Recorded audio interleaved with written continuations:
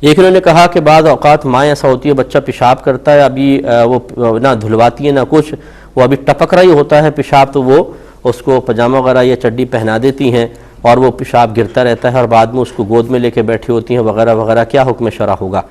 دیکھیں، اگر وہ پیشاب اتنا کثیر ہے کہ بچے کے چڈی یا پیشاب یہ پاجامے تک پہنچ کر اس کو گیلا کر دے اور پھر ماں اس کو گود میں بٹھائے تو اس کی وہ نمی اس کے کپڑوں تک پہنچ جائے تو یقینی سی بات ہے پھر ماں کے کپڑے ناپاک ہوں گے. لیکن اگر بہت ہی معمولی سا ہے کہ وہ بچے کے کپڑوں کو بھی صحیح طریقے سے تر نہ کر سکا اور وہ نمی ماں کے کپڑوں تک نہ پہنچ سکی، تو ایسی حالت میں بٹھانے کی وجہ سے کپڑے پاک رہیں گے، ناپاک نہیں ہوں گے. لیکن ہاں یہ ضرور ہے کہ اس طریقے سے بچوں کو پانی استعمال کرنے کی شروع سے عادت نہ ڈالنا بچوں کی عادت بگاڑ سکتا ہے. پانی ضرور ڈالنا چاہیے تاکہ بچے عادی بن جائے. ہمارے ہاں طہارت کا بہت زیادہ اہتمام ہوتا ہے، اس لیے اس طرح بچوں کو نہ چھوڑا جائے.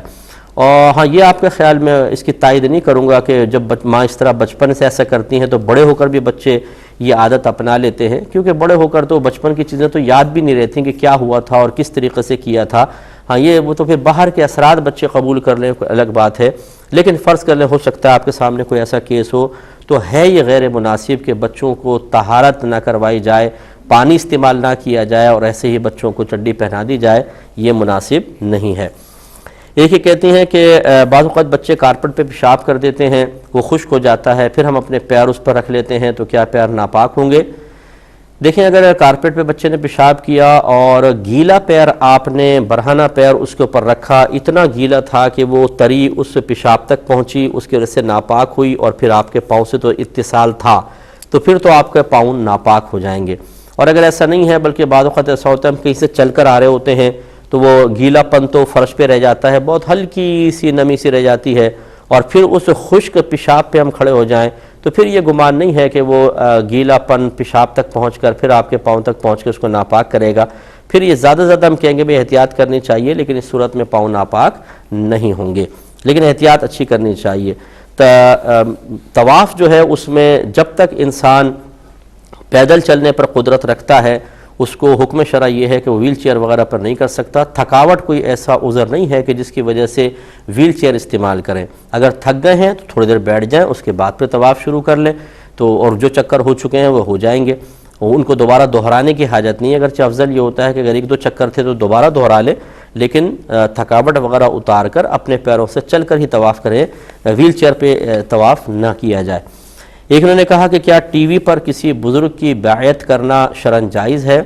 جی ہاں، جائز تو ہے، بالکل اس کا کوئی انکار نہیں کر سکتا، لیکن وہ بزرگ واقعی اس قابل ہوں کہ جن کی بیعت کی جاتی ہے. کیونکہ بعض اوقات ہم صرف ایک بیان سن کر، کسی کی صورت دیکھ کر، کسی کی حیت دیکھ کر کہ انہوں نے بڑے مخصوص طریقے سے کچھ لباس وغیرہ پہنا ہوتا ہے، ہم متاثر ہو جاتے ہیں. اب ہمیں نہیں پتہ کہ ان کے اخلاقیات کیسے ہیں، یہ تعلیم و تربیت کی صلاحیت رکھتے نہیں رکھتے، ان کی علمی حیثیت کیا ہے، ان کے عقائد کا کیا معاملات ہیں، ہم فوراً بس سامنے ظاہر سے متاثر ہو کر ایسا کر لیتے ہیں.